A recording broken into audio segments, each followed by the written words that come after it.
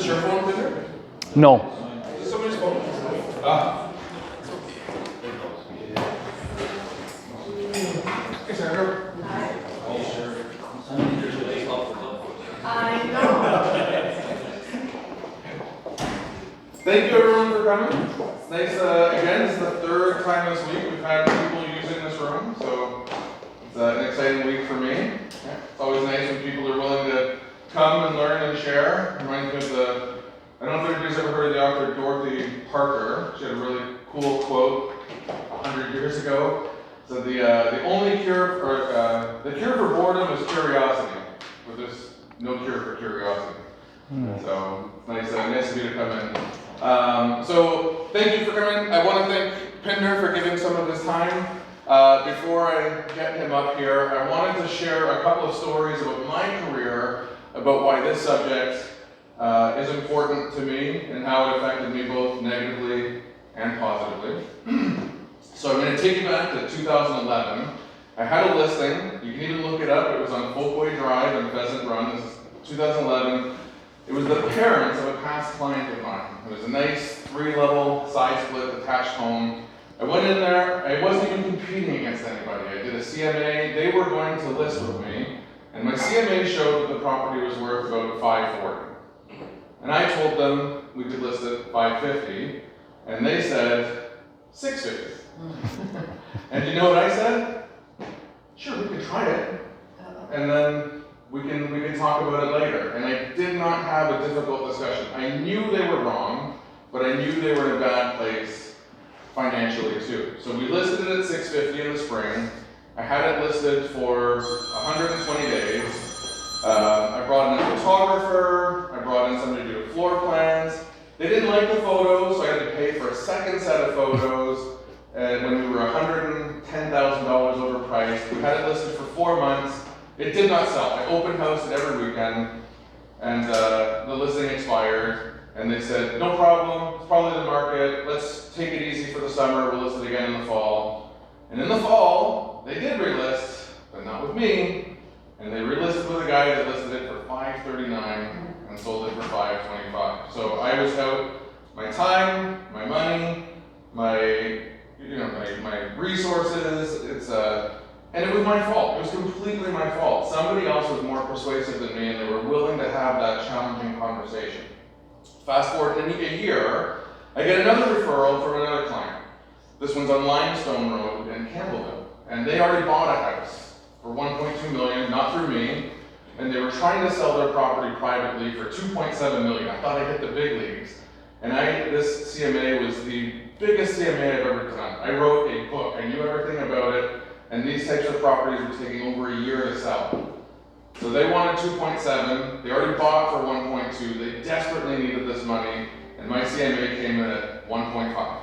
So they were over $1 million overpriced. So I called my friends, my past clients, and I said to them, I gotta talk to your parents, I think they're over $1 million overpriced. And they said, well, go talk to them, you're not gonna get the listing. But I did it anyway. I had that really challenging conversation. I talked to them about it, I gave them all the data. I knew they were interviewing other agents that were telling them prices closer to theirs, but I had a novel written for them. I had so much data, I was never more prepared for anything in my life. And they said, well, let's try 1.8. Not quite what I wanted, but we had another discussion about what we would do if it wasn't selling in time, because they only had 4 months and properties were taking over a year and that time to sell. And because I had that discussion, the property sold for 1.5, which was exactly where my CMA was at. So the relationship was saved, whereas the other people, I lost them forever. So I know these conversations are hard. I've seen agents lose listings, lose relationships, but you're doing them a favor. Your job is to educate them as well. So that's my story, and that's why this subject is very important to me. And that's why I'm very grateful that Pinder, nobody has more price drops than Pinder. I want to put that on a billboard or a bus stop. But Pinder, he's high volume. He's got a lot of experience. You all know him well because he's very collaborative. He shares everything. I'm unbelievably grateful that he was willing to give his time here today. So thank you, Pinder. Thank you. The floor is yours. Wow, that is a very nice introduction. Thank you, Jason. Before we get started, I want to give some credit to a lot of people, but over the years, I've had a chance to learn from so many great minds. We've had wonderful trainers in here like Chris Leader, Richard Robbins, Brian Buffini, Alex Osai, we've had Phil Soper, and then even agents in this office. So a lot of past, present agents in this office have been wonderful in helping me learn, especially through my management days, right? Getting to see all your guys' deals and, talking to you guys about those situations. So, before I get up here on a high horse and speak as if I have so much to say, it's a lot that I've learned from people in the room and people who are going to be watching. So wanted to start there with a little bit of humility. I hope there'll be something you guys will learn today. Jason actually helped me out with I had so much going on in my mind. There's so much to talk about. I'm like, how do I put this in a presentation? And he had a great idea, was to kind of segment it. So we're kind of going to go through 3 parts. So we'll talk about kind of preparing. So either just before the listing presentation, during the listing presentation, kind of the before you even ask for the price change. So how's that preparation going? And that's my favorite machine, whether I use it for whiskey, and those of you who are in the office regularly know I have a bad habit of chewing ice, but excuse that noise. So we'll talk about that kind of preparation for maybe an eventual price reduction. And then part 2, we'll get into the actual price reduction. How do we go about it? What are some of the steps as you get into that meeting and that conversation, how to make it a little bit easier for you. And then part 3 was kind of other tidbits that came up as we went through some of this information, and it was like, I think it's really important, but where does it fit in? And we'll kind of touch on that at the end. Any questions, by the way, you can ask as we go along. Just throw your hands up. I'd love the engagement. So we'll start with your CMA. So this is really, really, really important. So your CMA, for anybody who doesn't know, is your comparative market analysis. So you want to make sure you have all your comparables in there, okay? So we'll start with solds. Right? Solds to me are the most important. That's the actual price, because now we have evidence of what a buyer would pay for that home. Now, active listings are important too. Okay, so what I usually do is I'll look at the solds, I determine what it's worth. Okay, so I think it's worth 1.65. Then I look at the active listings. Well, there's a comparable home that's listed for 1.9. That's helping me. So now I know I can adjust my price. I still think it's worth 1.65, but we might be able to list it at 1.7, 1.8 because of another active listing. So those actives will help us with strategy. Expireds and terminated, I personally tend to use Stratus more than I use my matrix. So that's where I do my CMA. And if you'll get this one page that kind of comes together, which is kind of the whole meat and potatoes, is the comparable summary. So the reason I don't put my expireds and terminated in there, I don't want it to affect my averages and to show up on that piece of paper. Now, I personally will print the expired and terminated separately, because it is still important to discuss, but again, I don't want it skewing my numbers on the comparable summary page. Okay, so very important you put the time into that. Now, at the most recent Chris Leader event that we had, he was talking about how you don't send the CMA ahead of time. And one of our colleagues in the room looked over at me and was like, he's seen my listing presentation and I'm bad and I send it ahead of time. There's pros and cons to that. There's a lot of cons, but the one pro is they already have a general idea before I come in of where I think the price is going to be. That comparable summary sheet, if you've used real comparables, it's going to give an idea already. Right, so the client can look at that and it's pretty black and white without me saying a number. They already have an idea of a range. Okay, so management will kill me for saying that. Don't send it ahead of time. That's just what we do. It can burn you. But I think it's page 3 or 4. Very early in our presentation, we have the pricing pyramid. Okay, we've been using this, I'd say at least the last 15 years. It's been our Royal LePage listing presentation. So I talk to the clients about this in depth when we're sitting down and I've finally gotten into the home. We talk about, okay, if you have it at market value, we're getting a good chunk of the buyer pool, okay?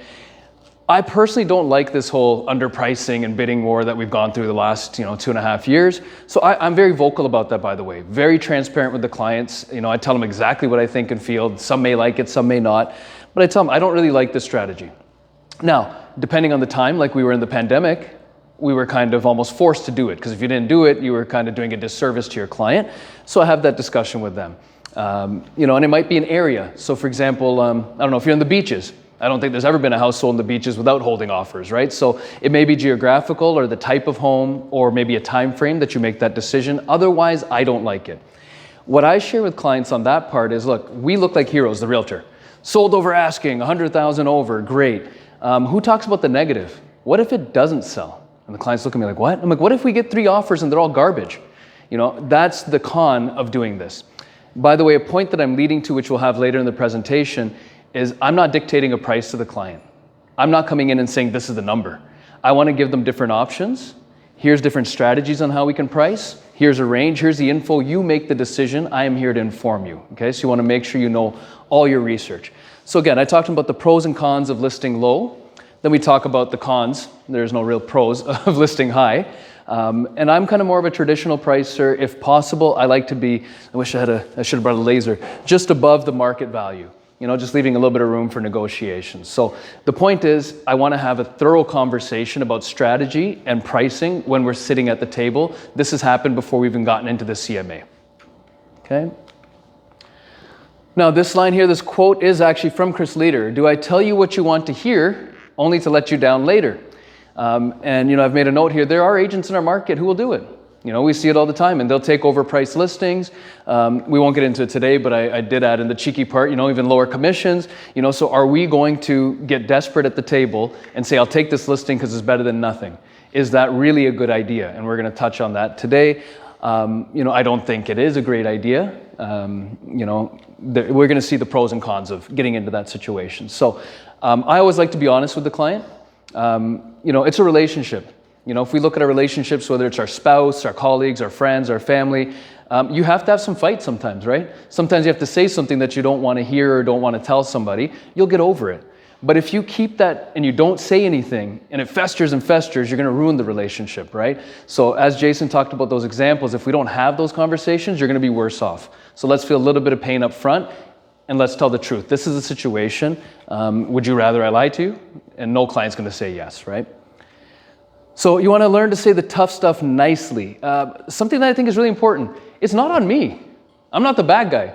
I didn't determine whether the house is worth, you know, A or B, right? And I think that's important to be able to tell the client is, look, if it's up to me, I'd love to get you $2 million for your house, right? But it's simply not worth that. You know, it's going to be a painful process for you. It's not going to be a good experience. We're not going to get the number we want, you know, and we can list all the bad situations as to what will happen if we were to overprice it. So we are their eyes and ears. And I think it's important, you know, I'll share with clients is, you know, I'm active. I'm a full-time realtor. I'm out boots on the ground every single day, okay? This is what I'm seeing, right? So I think that's important for them to see. Somewhere in here I've written, you know, they're just seeing headlines, right? They're looking on social media, they're looking on news, they talk to their family and their neighbor who knows everything about real estate.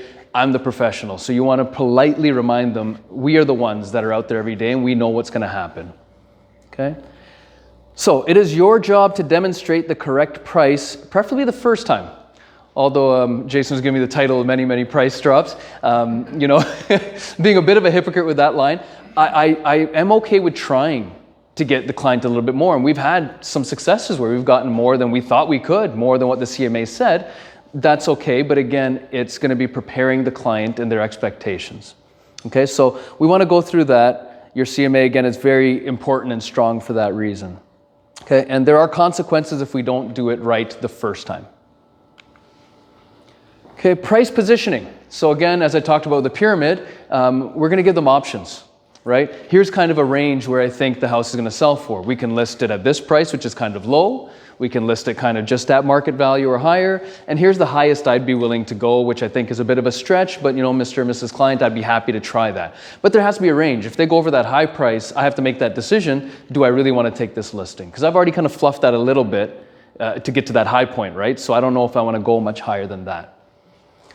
Okay, and as I mentioned, I do prefer traditional pricing, and you know, with the market kind of softening, I think we're all seeing that that's kind of, you know, where we've kind of gone back to, which is nice. I won't get too much into how crappy I thought that was and looked very poor in our profession to be pricing 200,000 below, but I'm happy to see it coming back to normal. A little shout out to Rob Kelly. He had mentioned this years ago in a training session in this room actually, and it was a really, you know, it's one of those small tidbits you take away and you're like, oh my God, that makes so much sense, was positioning the price with a round number. Okay, so I'd say probably 100% of buyers are searching online. You're either on your computer, most on your cell phone now, and how are you searching, right? One of the main criteria in your search is a minimum and maximum. Okay, so you don't want to miss a $900,000 listing because you put it $899.9. Now imagine somebody has 9 as their minimum. This is a deal. They're going to come running to our listing and be willing to pay full price, maybe even a tad bit more because it's a deal for them. I don't want to lose them. And on the other side, if we list at 904, 900, for that 5,000, we've missed out on all the buyer pool that we're going to max out at 9. So something to consider. Now, I don't do this if, let's say, the price was 859.9. Okay, well, that's not really getting close enough to a round number. I don't think it's as important to go to 960, right? If you think about the apps and websites where people are searching, it's going to be by the 100,000, maybe by the 50,000. So if you're close to 50 or 100, maybe think about having a round number as your listing price instead of 999. Everybody knows 899 is 9, right? Nobody calls their friend and be like, I saw this amazing semi for 899. They'll be like, I saw this semi for 9, right? We're not fooling anybody. So maybe think about using that as a strategy. Okay, buyers are more price sensitive as the market softens. That speaks for itself. So, we want to be careful with that, especially with overpricing in today's market is definitely not a good idea. Everybody's looking for a deal.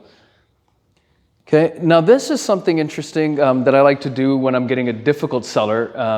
Difficult in the sense that they're not really coming to the same number that I am, right? And they're being a little bit unrealistic. And it's on your delivery, by the way. You don't want to come off like a jerk, like, I know better, you have to listen to me. Just to say, listen, you know what? Sometimes it's important for us to get into the shoes of the buyer. So why don't we go take a look? Here's the comparables that I've pulled off of available listings. If you're free tomorrow afternoon, I'd love for us, and myself, I've looked on the computer. It's never the same as looking at it in person. Why don't we go look at it together and we get to see what are the buyers looking at? These are the homes that if somebody looks at our home, they're going to look at these other 6 homes for sure. Right? They're in the same area, same price range, same bedrooms. Let's go look at those. So you want to be careful after the visit. We don't want to tell them that their house is crap or make them feel bad about themselves. So you want to be very careful with the delivery afterwards. It's kind of saying, okay, now that we see what the other buyers are going to see, where do you think we might be price-wise? Do you still think that that price is something, a buyer in today's market would pay after they've seen the other 6 homes? Okay, so you want to find a polite way to get that across. I don't follow necessarily, somebody like Chris, leader, who I absolutely, respect and love. He's a little bit more aggressive than I am. So, he'd be like, get it signed today. I'd probably give them that information, let them sleep on it and touch base with them the next day. I don't want it to be like down their throat, but take that in, let that digest. You've seen these homes. It's almost a rhetorical question. I almost don't even want an answer right on the spot. Take that in. We'll touch base again tomorrow. It's a little bit much on the spot for them to say, yeah, my house is crappy after I've seen those 6. So, give them a little bit of time to take that in. And remember, this is an emotional time, right? I always share with people, we see the best and worst. Somebody's had a baby, they got married, got a promotion, somebody's died, had a divorce, gone bankrupt. So emotions are high. So just remember that in your delivery, that, these people are going through ups and downs. So just be a little bit gentle with some of this stuff. It comes off harsh on the screen. Make sure your delivery is soft. Okay, we need to look better than the competition. So this is not just pricing, right? So we want to look at our listing. Is there anything we need to update? Is the lighting poor? Is it, does the carpet need to be shampooed or replaced? So make sure we look good. Is our photography good? Do we have good media? Then next, as I'm looking at my search of comparables, where am I falling in that price range? Am I the most expensive? Am I the least expensive? So if I don't have all the upgrades and my house doesn't look the best, I definitely don't want to be the most expensive in that list. So it's kind of two-pronged when I say I want to make sure that our listing looks better than the competition. Okay, and this is an important thing to talk about with the clients. You'll get a lot of, Pinder, I need 1.8. I'm not in a rush, right? We've all heard that a million times. If it doesn't sell, I'm going to stay put. Okay, great. That's fine. I'm not in a rush either, Mr. Seller, right? So I'm here to service you. If we get the price, great. If we don't, that's okay too. But I do want to share with you that you will get the highest price in the first 14 days. Okay, it's not because I'm in a rush to get the house sold and I want to be out of here in 14 days. I actually like you. If we take 2 months, I'm happy. I'll come over every day and have coffee with you guys. We can cook me some breakfast too. But I want to make sure you get the most money, right? That's what you hired me for. So if we don't do it in the first 2 weeks, statistically, we're going to get you less money. And that's when we end up in price changes. And then you see reductions and cancels and relists. So I don't want to put you in that situation. I want to make sure we have a good experience and you get the most money you can, right? So again, another important discussion that we're having before we've gotten to a price reduction, right, is that timing. So that's when I'll talk to them about stale dated and overpricing and what does that do to you and how does that harm you in your listing. So I put here an example. We've got a listing right now on Lightheart. Okay, and I shouldn't admit this. Let's air this after it sells if we're going to be downloading this. So my personal opinion, I think it should have been 1.7, okay? And they wanted 1.8. So I'm like, okay, here we go. Here's one of those tough conversations we have to have. But as I'm doing my CMA, The street that literally is, it connects, it's perpendicular to Lightheart is Summer Valley. And there's a comparable home that's listed for $2.2 million. You know what? It's your lucky day, Mr. Seller. Let's go 1.8. All of a sudden, we look like a deal. Okay, so the example there is in my favor, but this is the example on the one on Summer Valley. If that agent had priced it properly, it would be better for them. But what's going to happen is we're using them to get a better price for our listing. So I don't want to be Summer Valley. I want to be Lightheart, right? So that's a perfect example of what happens when you overprice and they say that, we're just going to use your listing to sell the rest. That's an example right there. So I'm hoping they don't reduce their price at Summer Valley or terminate their listing, and we're getting lots of good showings on Lightheart, so that's good. So failed listings, they cost you time. I don't think we give ourselves enough credit as to what our time is worth. I'm guilty myself. You guys know I'm, morning to night, always going. Take a second and divide it. What did I make? What was my T4 last year? Divide that by 52, divide that by 40 hours. What am I supposed to be making an hour? And how much time did I spend here? When you start doing that, you start thinking about things differently. I got stuck with, a side note, my mom's friend wanted to rent a condo in downtown Toronto. And I was a sucker and said yes because it's my mom's friend. I have no business doing this. 5 hours the other day, and I'm like, that's $1,500. That was the whole commission. That's the gross commission. I'm losing money, right? So you want to keep in mind that your time has value. So, that's $200, $300 an hour. Add on to that, what about the time that took away from your family? What about that time it took away from your sports, your personal hobbies? So don't discredit your time. I don't want to waste time on listings that aren't going to sell. Money. Okay, some of us, depending, we have a wide range of services we offer. So, whether it's the photography, staging, cleaning, you're doing, photos, video, drones, and your marketing, you're doing Instagram, Facebook, all these things, that money's being invested. And if the house doesn't sell, you're not making that money back. So you want to keep that in mind. It is a business, right? And your reputation. I don't want that sign sitting there for 2 months for sale, right? The first couple of weeks, the neighbor's like, oh, look at that handsome guy, that's great, and good price, can't wait till it sells. And then they see it's still there. Every day when they walk their dog, every day they go to work, they see your sign. It is not good, okay? So somebody say, oh, it's free advertising. It's bad advertising. It means you're not good at your job. By the way, one of my biggest pet peeves is when an agent is selling their own house and it doesn't sell. Please don't do that. It's really embarrassing.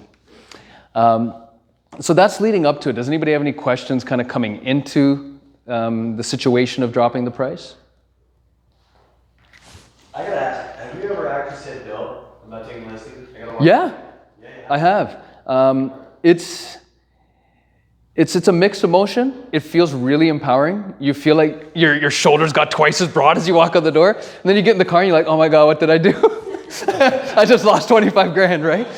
So it's hard not to think like that, right? And I don't want to stand up here like I'm not perfect just because I'm standing here giving this talk, right? So I make these mistakes too, right? I have made them, and then I have been strong enough to say, I'm not going to take it. But it's not that I don't have that feeling. I have that feeling too. It's not like I'm Superman and it's like, oh, I got a million listings, I don't care. No, it hurts. It hurts every time, right? But it's that mistake of thinking I lost 25 grand. I didn't lose 25 grand. I was never going to make that 25 grand. I just saved 5,000, right? Because I have to look at my per deal cost, right? I don't know if any of you guys do that too. Another quick side note from a business standpoint is look at what your costs were last year. Divide that by the number of deals you did. So sometimes we don't feel it, right? We have some listings where, okay, I didn't have to stage it or it took less money. That's not the point. Your average per listing, per deal cost is X number of dollars. So as soon as I walked in here and I signed something, I'm putting in, whether it's, whatever your average is, 2,500 to 5,000, somewhere probably in that range. That's what I have on the line today, right? So instead of thinking I lost 25, I just saved 5. Okay, so it is difficult, but yeah, it does feel really, really good to be able to be in a position to walk away. And that I have actually in the third part, which I'm looking forward to talking about. Anybody else in regards to leading up to taking the listing? I really truly believe everybody should take an overpriced listing to go through what you have to do. It's so easy to walk away from the other ones. Yeah, you biologically we're programmed to forget. put our trauma. We'll have more than one kid. Yeah, you'd bury your trauma, right? Now, with that being said, I actually joke with clients all the time. I'm like, agents should be forced to sell and buy every 5 years. just so you remember what your clients are going through. The realtors who've been sitting in the same house for 15 years, you're not as empathetic to your clients. You're like, what's wrong with them? You know what? It's tough, right? So no, it is good to go through the experience. My dad always had the saying of, I told you the stove is hot, but you're not happy until you touch it, right? You want to touch it to know it's hot. So hopefully you'll learn from these type of talks and not have to go through it. But if you do, you'll get burnt. How successful have you been getting your sellers to visit other listings? I have tried so many times. I've suggested it. I don't think I've ever been able to get anybody in my car, any sellers in my car, to look at available listings. If I was to guesstimate, I'd say from the times I've asked for it, probably 40 to 60% of the time we've had success. So definitely had a good chunk that said, no, that's okay. I see your list. They're happy with the CMA. But I'd say we get a healthy chunk that have come along and gone for it. Maybe it was more curiosity and they're just excited to see the furniture and see the neighbor's house. But yeah, I'd say we're probably in around that 40 to 60% have said yes and come out and taken a look. I'll keep trying. Yeah. Are you bringing a motorcycle or no? Yeah. In a sidecar. Maybe that would be more attractive. Yeah. So it is a good exercise, but you're right. Some people might be like, no, forget it. This is the price I want. I think one of the most frustrating explanations we get from a client is, well, that's what I need. Well, I owe this much and I have this and I got to buy the next house and it costs that much. So I need 1.8. Not to be rude, nobody cares, right? You're the only one that cares. It's you and your immediate family. The buyers don't care, right? The buyers are going to look at the same data. And by the way, that's something that I do explain to the client is, look, everybody is going to look at the same information. So the information we're looking at is the same thing they're going to look at, right? And and I'll say it in a polite way, but I'll say nobody else is dumb that's coming to look here. We're looking for that person that's got the wool over their eyes. If they're coming with the realtor has access to everything we've looked at.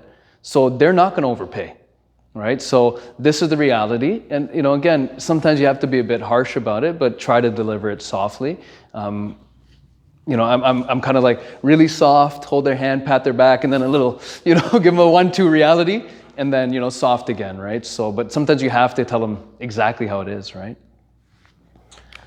All right, so we're getting closer to actually getting into the price adjustment. So even before I've asked for the price adjustment, some of the things that we have to do once the property is listed so that I'm prepared and put myself in a situation to get the price change. And this is good for a million reasons, not even just price changes, but you want to be communicating, okay? This is absolutely essential. I remember giving a referral to like a top agent, when I was managing, and I was embarrassed actually. The client contacted me and said, hey, this person you gave me doesn't call me, doesn't message me. I've had to instigate, kind of the communication. And I was like, oh my God, and I contacted the agent. I'm like, listen, this is the feedback. You need to, communicate more with the seller. A couple weeks later, I got the same call. You know what, we're going to cancel. Thanks for referring this person, but they're not in touch, right? And I was absolutely devastated. I'm like, well, you're never getting anything again. So the communication is key for so many reasons, but feedback we want to be giving. So our practice is the day after we call and ask for feedback. Of course, broker base sending your automated, soon after the showing, but we call the next day and we bug them. We want to get that feedback and I want to get it to the client.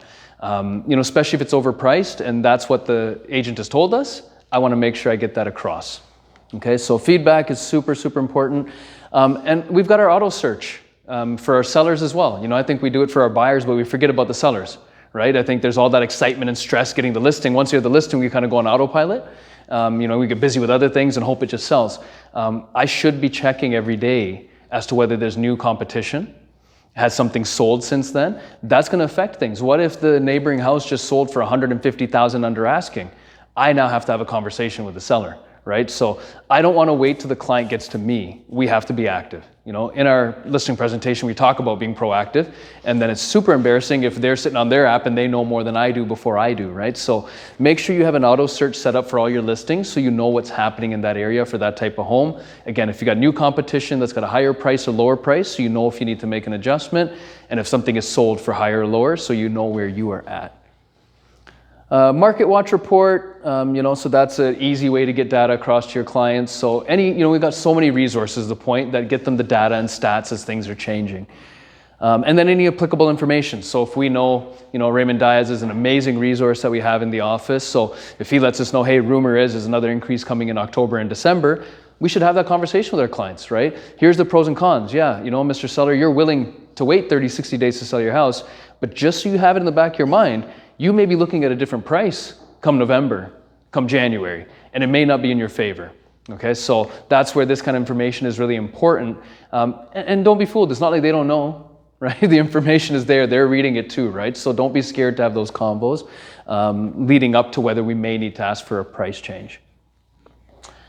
Decrease interest as time passes, and we've all seen that, right? The first week we got lots of showings looking great, all of a sudden 6, 7, 8 days in, crickets, right? There's no showings. So super important, we want to explain that to the client, and as the showings start to taper, I think it's important to talk to the client about it, right? So something that we've kind of practiced is, listen, we have to look, why aren't we getting any showings, Mr. Seller? So is the lighting poor in your house? Does it smell? Do you smoke in there? Is it ugly? No. You know, the house is fantastic. So if none of those things are the issue, what is it? It's the price. Okay? And it's good to look at that because it may be one of those other things before we get to price. So let's make sure that we've tackled those. And I think that's important also so the client doesn't feel like I just came in to get a price reduction so I can make my commission and get out.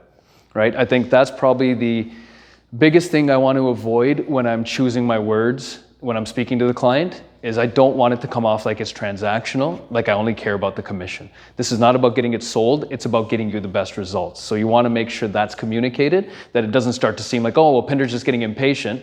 He's busy with other listings and wants mine sold. That's why he wants a price drop. So super important that it's for them. Okay, and then you can actually show them the sold to asking ratio too, right? So we can see, okay, here's houses that were priced properly in the last 2 weeks we've been on the market. You know what? 4 of them sold. 6 are still on the market. Let's look at them. How are those 4 priced? Right? And they got 99%, 101%. They sold in 4 days and 6 days. Now, if the data works, which it usually will, those are the ones that were priced properly. Let's look at the 6 that are still on the market 38 days later. We're probably overpriced. So if we look at that, we're able to show them from percentages that, look, it's all the ones that are priced over this number that are not selling. The ones that are priced here, as per my CMA and under, have all sold and gotten good results. The AOVs, so we're going to be starting that, I think, next week, Jason? Whenever people Okay. get something to look at. Unfortunately. I've heard a couple times. So. Okay. I want to really badly. Unfortunately, both our listings aren't really close. We've got Caledon and Lake and Burlington right now. So if you guys have listings in the area that are close to the office, please put them on this list. For those of you who've been around long enough that we did these before, it is an amazing, amazing tool. So for those who don't know what happens, we have our weekly meeting, and then we all get together in a few cars, pile in, and then we go look at the listings on the list, which belong to Meadowtowners. Now, they'll have a sheet of paper. We come back and we all write our comments as to what we think the house is worth, or if there's anything that should change, any notes about the home. This has literally helped me. I can think of 2 addresses specifically where I was able to bring that report back. Because then you get an email from the office. Here's the average of what people thought, and here's some of the notes. I was able to bring that back. I think there was even a letter that gets signed by the manager, you know, here's what we did. Right here, here it is on the table. This is on top of all the data I've been sharing with you over the last few days. I had 15 of my colleagues come in. It's not just me, right? It's again, taking it away from the fact, I'm not determining your price. The market is. Right? And you may think, maybe, okay, maybe I don't know what I'm talking about. Now, if I had 15 other professionals come through and they all came to the same conclusion, maybe you need to think about that, right? So that's a huge, huge tool. Make sure you guys come to the weekly meetings. When we start doing the AOVs, come. And by the way, I made a note, if you don't come to other people's AOVs, they're not going to come to yours. Okay, so make sure you attend every week. And then once you have a listing, you'll get the same favor for yours. And that's a huge, huge tool. Getting ahead of the curve. This has been super important the last, 6 to 10 months. The market has been changing. It's kind of the opposite of what happened in the pandemic, right? We were changing week by week then, but it was positive. We were like, oh yeah, prices are going up. Now we've been like dropping dramatically, changing week by week. I think it's settled a little bit over the last little while, but there was a period of time we were dropping like crazy. So a conversation to have when we are having the price reduction. Okay, so got a listing as a live, it's sold now, but an example here. You know, we want to sell for $699. The last one sold for $700, another one sold for $705. Ours is better. Yes, Mr. Seller, but I think the market has changed a little bit. No, we want to try it. Okay. So we try it. You know, we went 8-9 days, let's say. We looked at the activity for showings. I'm now having a conversation with them to say, listen, we aren't getting the number of showings that I would anticipate in this period of time.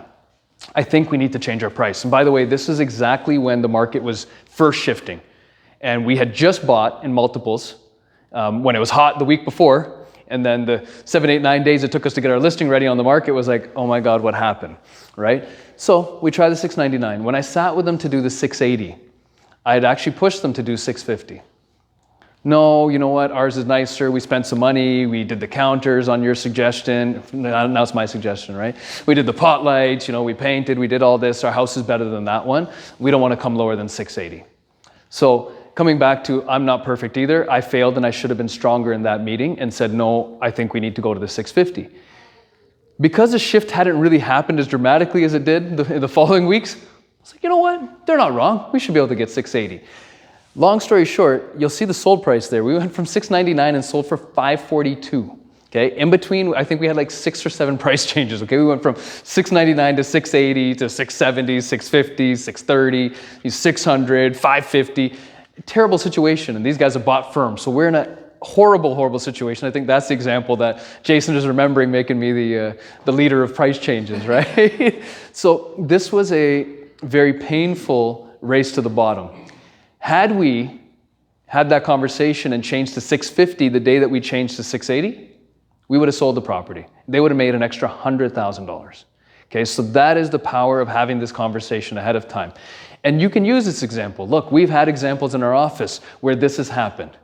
Okay, so that's the reason I'm sharing it with you, Mr. Seller. I don't want you to end up being this example. The market is changing. The government makes one change tomorrow. The market could change overnight. Whether it's interest rate, we look back to, 2017 with the 16-point plan, all of a sudden overnight the market has changed, right? We don't want to be behind the curve. So in this listing, I was chasing it the whole time. We were always 10, 20,000 behind and didn't drop enough. And again, had we done it earlier, this is the power of it. So don't be scared to have that conversation. Again, I'm going to remind you, Mr. Client, this is for your benefit.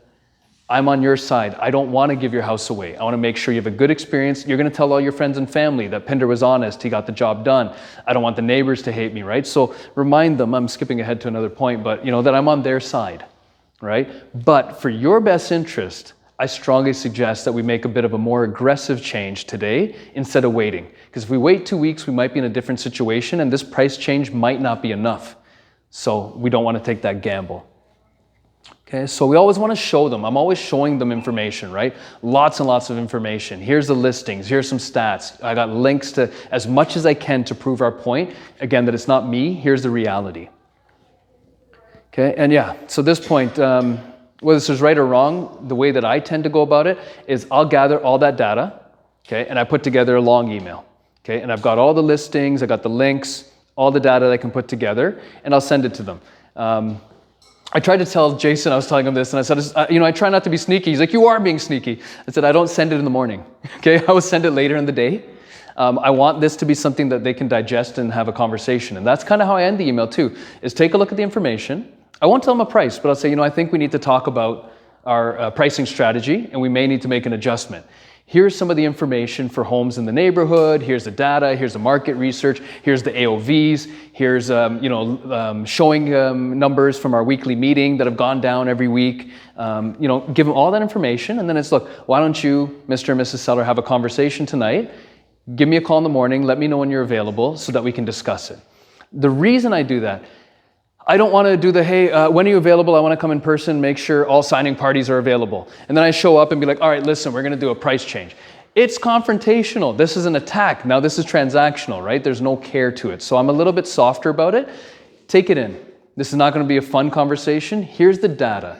Again, they're already prepared. They have an idea of what I'm walking in and asking for, right? So there's no confrontation when I come in. They've had a chance to look at this.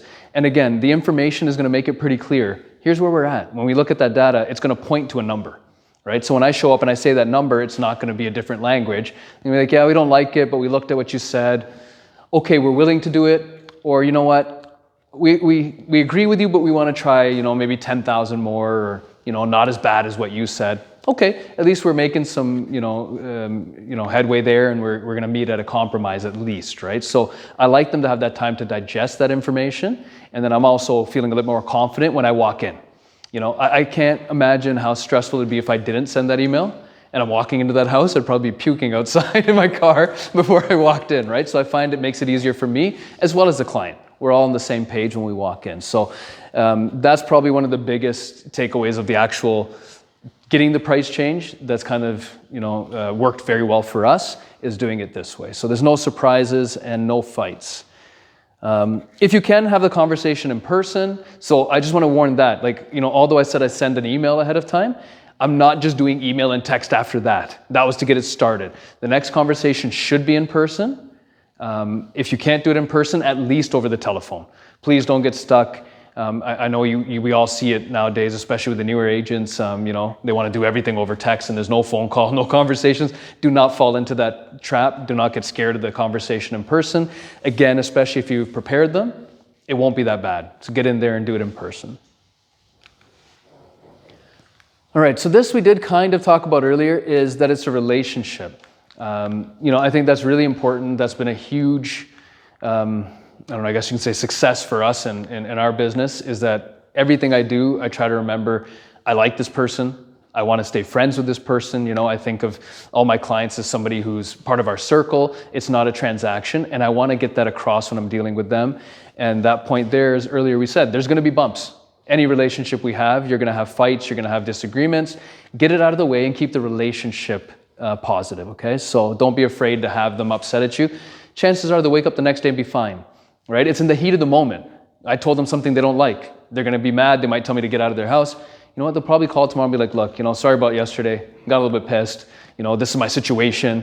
It's funny. That usually comes out afterwards. Is here's why I acted like a jerk to you yesterday. And then it's easier for you to take a step back. Okay, you know what? I actually get it. You're going through something financially. That $50,000 drop is going to cause you a problem. That's fair. I probably would have been upset last night too, but now we're back. The relationship's good. So remember that it's a relationship, and don't be afraid to have some little spats as long as you make it better the next day. This one is very important to me. If you are scared to lose a listing, you got to ask yourself, there's a bigger problem. Do you have enough leads? Are you prospecting? Are you doing what you need to be doing, right? We've always talked about you need to work from a place of abundance. This isn't a listing or pricing necessarily. Well, actually, sorry, it was a listing. There was an example. I'd met with a gentleman. We talked about everything, had the listing presentation. We're going to list his condo.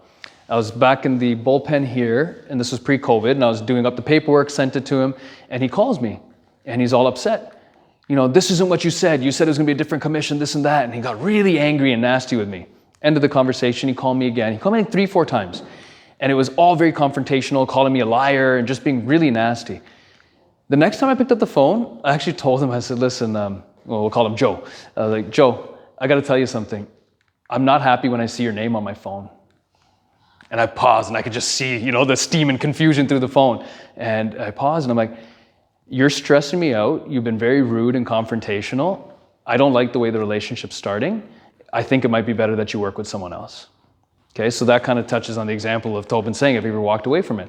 And I sat there, I'm like, I don't need this bleep because we're taping it, right? And I told him straight, it was professional. I wasn't rude. I didn't raise my voice. And I said, you may want to work with somebody else. And we ended the conversation. He calls me back. And again, I'm like, I get anxiety every time I see your name.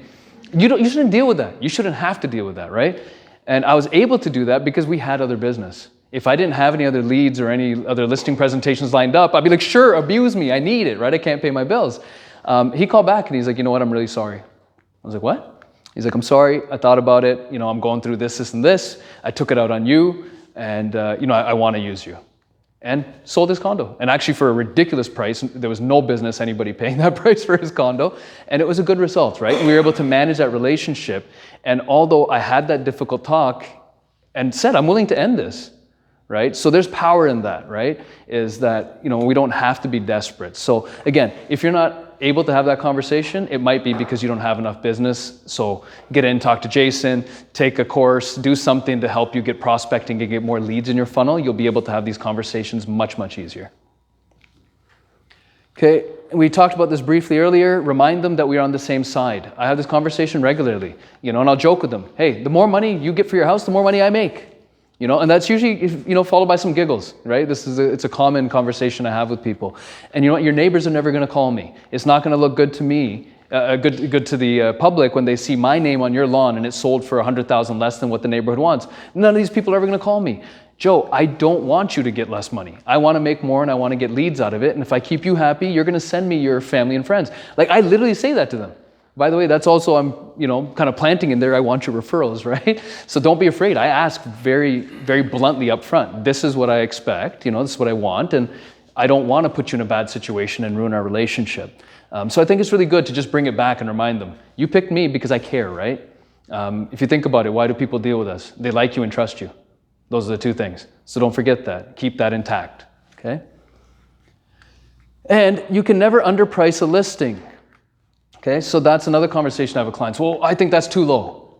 Okay, you know what? Let's say you're right tomorrow. What will happen?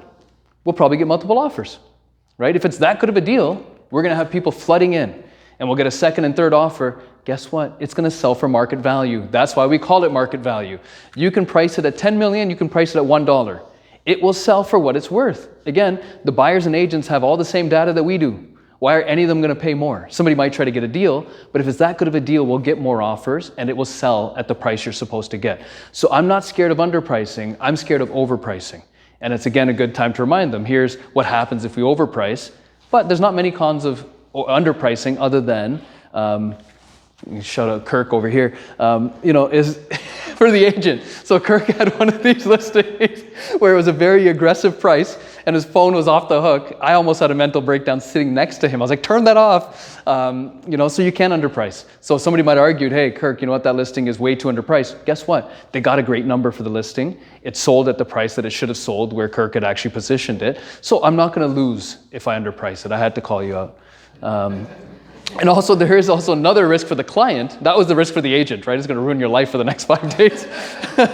But for the client, if we go too low, by the way, so there is going way too low, the gap might be too crazy, right? Psychologically, a buyer might be like, I can't justify paying 300 over, even if it's worth 400 over, right? So you want to be careful. There is a limit to underpricing. Don't go too crazy. Again, it's just hard for some buyer to say, why would I pay that much over? So be careful if you're still using the underprice strategy. Where are we at? So a couple ideas here. If they're opposed to the drop, this is kind of like dumbing it down to the pennies when we talk about it, it's kind of like, okay, 20, and you have to be careful. Especially those of you who know, I like nice clothes and cars. So, when you have this conversation, they're like, oh, easy for you to say 20,000 isn't a big deal, right? So you want to be careful how you deliver this. But, I'll say, look, 20,000 is a lot of money. I get it, Mr. Seller. It's a lot of money for me too. But when we look at it in the grand scheme of things, it's a 2% change. If I went to the mall and I was making a decision of buying something and it was on sale for 2%, would I make a big deal about it? Or if I had to unload something and I was getting 2% less, is it that big of a deal? It's not. Again, 20,000 is a lot of money, but in the grand scheme of things, to make an adjustment of 2% to save you pain down the road, let's look at it that way and make that adjustment, right? So it's kind of bringing it down to a smaller number. 20,000 sounds crazy. 2% is a little bit easier to stomach. It's not that big of an adjustment when you look at it that way. This next one, I always pictured, I think Chris Leader gave the example of it being like in Vegas. So I always pictured you're at the, at the table. Would you gamble $980,000 to make 20? Nobody in their right mind would gamble that much money for a jackpot of 20,000. Now, let's say we make that price drop of 20,000. Would you gamble that 20,000 in efforts to make 980? Right? We all would, right? So I think that's a really good visual, that we can use when we're discussing it with them. Is this is the gamble that you're taking, right? It's a gamble, right? So if you stay at $1 million, here's where we're at. If we make this price change, you're putting 20,000 on the table in hopes of making that 980. And again, it's going to save you, get ahead of the curve. You may have other price changes later. Let's get it done now and get you the top dollar. Now this you may or may not want to do. I'm not saying I do this all the time, but there's some listings where it makes sense, where I might pre-plan it. Okay, so this one listing, I felt like it was slightly overpriced. I don't think it was crazy. It was enough where I was willing to take it. But I also was careful thinking I don't want it to get stale dated. I don't want it to be sitting on the market and then we got a problem tomorrow. So the conversation I had with them is, okay, look, we're going to look at the end of the week. We're going to touch base. We're going to look at how many showings there were. If there's no showings, we need to have a talk. Whether it's changing the price, whether it's coming off the market, we need to have a talk after the week. Okay? And then we'll look at the 2-week mark. How many showings have we had? Okay? And the end result was we said, okay, if we hit the 4 weeks and we have no interest or very limited showings, I want to pull it off the market and we'll revisit it, let's say in February or March. Okay, so there's risk in this. You know, any sales trainer will be like, oh my God, don't do that. You're going to lose the listing. Somebody might scoop it up while it's off the market. Again, for us, I'm always trying to make sure the client sees that I care about them more than I care about my transaction. And if you're maintaining that relationship, the chances of them leaving are slim. Okay, and that's my opinion and our experience. So the other important part, though, is between now and February, if we've taken it off the market, I want to make sure I'm staying in touch. If you're not doing that part, that's where the competition might come and scoop it from you between now and February, right? Don't put a reminder in January, I'll touch base with them. No, every week or two might just be like, hey, Joe, how's it going? Just want to let you know nothing new popped up in your neighborhood, nothing's changed in the market. I'll talk to you next Monday, right? Just shoot them that quick message every week. You know, it might be like, oh, 2 of them sold in your neighborhood. The price is actually looking good. You know what, maybe you want to talk, why don't I come over tomorrow and we'll talk about putting it back on the market. Or hey, it's looking bad. Another listing came up. It's $200,000 less than what we wanted for the home. Let's sit tight and see what happens between now and February. You know, this conversation with a specific seller, they were so happy. They're like, thank you. You know what? That took all our concerns away. That's what we were worried about. We didn't want to be one of these listings you showed us that's been on the market for 68 days, canceled and relisted and dropped and dropped and dropped. Again, it may not be for every listing. I'm not saying we do this all the time, but in certain situations, it may be an idea. And again, it's that transparency. You know, it's being very direct, being transparent, and showing the client that I care about them. So this is something that has worked for us, and luckily this one we got the activity. It doesn't look like we'll have any need to take it off. You know, and hopefully it will sell now for even more than I thought it was worth, and we'll look like heroes, and they'll appreciate that we cared about them before the money, and we get to keep the money, right? So it's a win-win. Okay, this one here is not always the best approach. So another tip, you know, that you got to take into consideration. Again, maybe talk to your manager before, you know, having this approach. We have done it before where we've asked the seller to say, okay, you know what, I don't agree with your pricing. You know, I will take it on, but here's the thing. Here's what I have to risk. This is the money I'm going to be putting up front. So if you're willing to, here's the cost for the photos, the staging, you know, marketing. If you pay that, I'll put it into a listing agreement that will reduce the commission by that amount upon a successful sale. Okay, I'll tell you, most of these conversations have ended with laughing and no, are you crazy? You know, and which is okay, because it circles back to let's continue this conversation then. So why do you think I should take the listing at this price? Right? You're not willing to take on the risk of all these costs, but you want me to, right? So, but deliver that softly. But, you know, it brings that up to say, okay, look, you know, I'm more than happy to help you. But this is the investment I'm going to have to make. I've got a $4,000 check I got to write. And you're saying, well, I don't need to sell. If it works, it works. If it doesn't, it doesn't. You know, I don't know if that sounds like a good deal to me for me to put $4,000 into your home and you're not really motivated or willing to talk about the price. Now, sure, Mr. Seller, you're not willing to go to 1.6 today, but I want to know, are you open to the conversation if we don't have this many showings, we don't have this much interest within this much time? Right? So whether they agree to this or not, it does kind of remind them of why and what I'm investing, that I need them to be a little bit more realistic about the price. And it comes back to, if I have enough abundance, then I can make that decision to walk at that point. But you want to be careful with this one. This one can go wrong if you don't deliver it correctly. Okay, example of a relationship. Okay, so this one here, on that note, I met with a family to list their home, okay? So we sat in the front room and got the whole family, the kids and everybody, and they wanted a certain price. I think it was 1.4 at that point, 1.4 to 1.5. And my CMA showed that it was worth like 1.3, okay? So we talked about exactly that top point. I said, look, I'm gonna stage it, I'm gonna do this, I'm gonna do this. It's gonna cost me about $4,000 to $5,000. And so they said, okay, if we don't get over 1.4, closer to 1.5, we're not gonna sell. And they were actually kind. And they said, okay, well, if it doesn't sell, do we owe you? So we want to make that decision before we sign this paper. I was like, thank you, decent human beings. And, you know, actually considered the realtor there. And now I made the decision, whether it's right or wrong. I said, no, you know what? That is my risk in the business that I run. That's the investment I'm putting into our relationship. And I like to do things a certain way. So I'm not going to be cheap on this listing because there's less chances of it selling. That reflects poorly on me. I need this listing to be up to par on how we market our listings. So don't worry, Miss Seller. If it doesn't sell, that's my loss. Okay, so we had that conversation. Again, everything I talk about, we speak it directly and transparently. And anyhow, we got it on the market, and we got multiple offers, and I think we got like 1.3, 1.32, 1.35, I think were the 3 offers. Nope, we want close to 1.5. It's got to be over 1.45. We're not taking it. Okay, so they don't take it. We end up taking the listing off the market.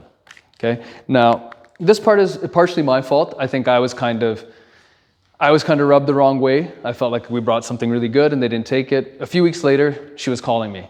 And I passed it off to Natisha. Call her back, let her know I'm busy.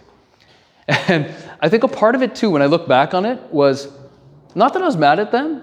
It was, okay, well, if we do go back on the market, I got to stage it again, right? Yes, I have all the marketing. I can put it online, and online it shows great. But now when people show up, it looks ugly again, right? I shouldn't say ugly, but it's got big, huge wooden furniture, huge couches. It's not going to show the way I want. If I couldn't get them 145 to 1.5 last time when it looked amazing, it's not going to happen this time. So I have to now spend the $3,000 again on staging it. So that was also in the back of my mind. You got to know when to hold them, when to fold them, right? I'm like, I've lost 4. Do I want to lose 7? And if these guys aren't realistic about the price, what am I doing? So again, another example of where I walked from that one. But it'll kind of touch on one of the other points here.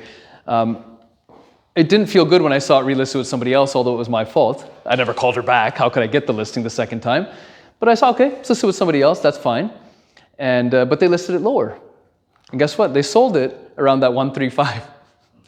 And that's the part that burnt, right? Is, well, you end up taking the price that I got you anyways. I think there was maybe a $10,000, $20,000 difference, which I could have gotten, but I didn't push that realtor because we were $100,000 apart. I'm sure we could have squeezed another 10, 20 and made a deal, but since the seller was unrealistic the first time around, I didn't get the deal. Now this other agent got the deal and looks like the hero, and we did all the work. So the second half of the story, that's kind of the depressing half of it, is that we made sure we kept that relationship. I didn't get nasty with them. It was never like, why didn't you listen? I spent this money. I never let that get across to them. It's okay, no problem. That's the discussion we had. I still love you. We're still friends. Stay in touch. The son ends up calling us one day. Hey, you did a really good job with my parents' place. I'm like, we didn't even sell it. But, but he liked the process. He liked the experience.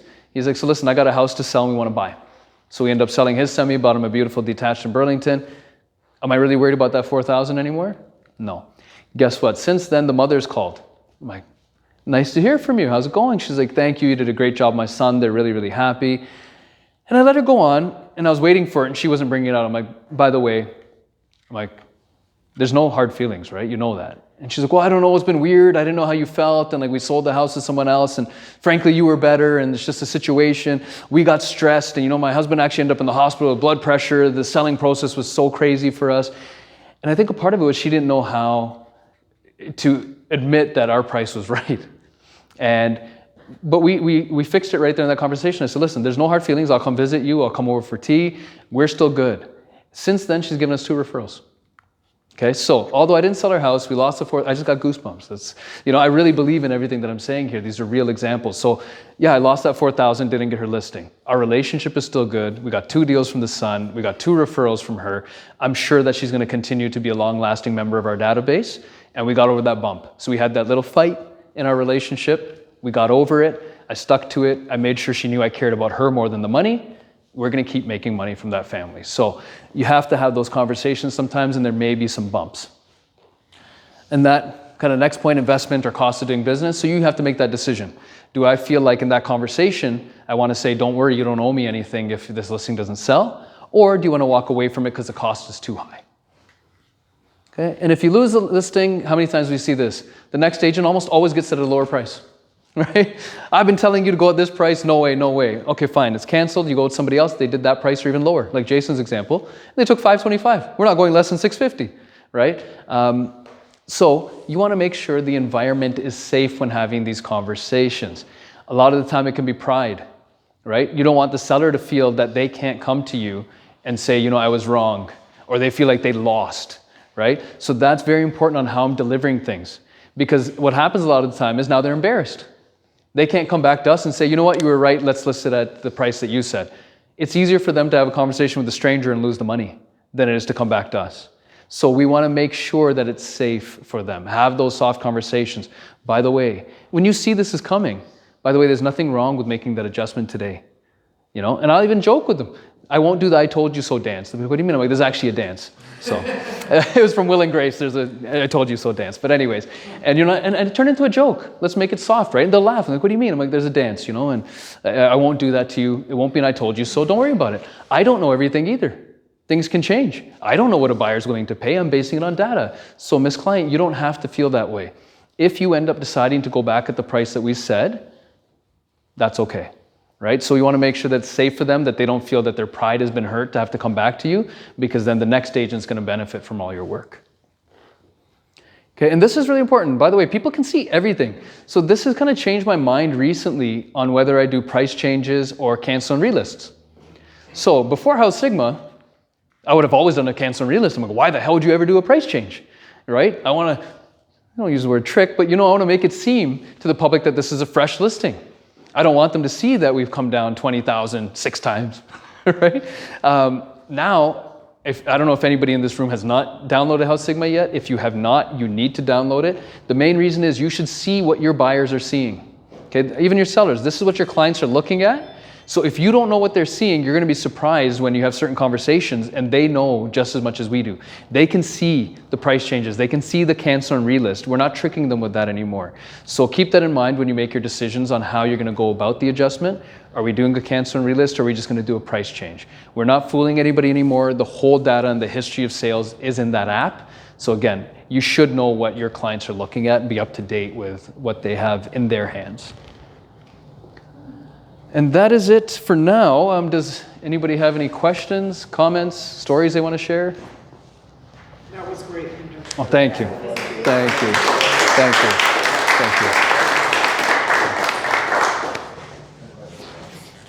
Thank you again, everybody. So, time is yours now, but it's open floor. Pinder said he'd Yeah, I'm around. If you do have any questions or if you have any feedback, that's great. If not, have a donut or a Timbit. Or an ice cream. You're half melted now. Nice.